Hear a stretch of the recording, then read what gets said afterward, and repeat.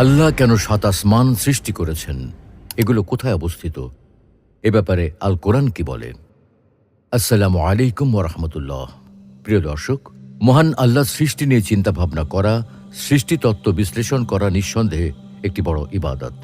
পবিত্র কোরআনুল কারিমে মানুষকে তার নিজের সৃষ্টি ও দিগন্ত জুড়ে বিস্তৃত সৃষ্টি জগতের প্রতি অনুসন্ধিৎসু দৃষ্টি নিয়ে চিন্তা ভাবনা করার নির্দেশ দেওয়া হয়েছে।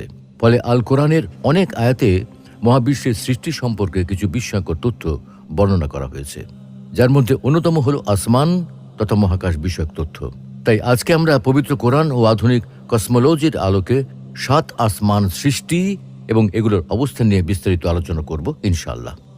সুপ্রিয় দর্শক, কোরআনুল কারিমে আল্লাহ তাআলা আসমান সম্পর্কে একাধিক বিস্ময়কর সত্য বর্ণনা করেছেন, যেমন মহাকাশ কক্ষপথ বিশিষ্ট। সূরা যারিয়াতের ৭ নম্বর আয়াতে বলা হয়েছে, আসমান হল জাতুল হুবুক, বহু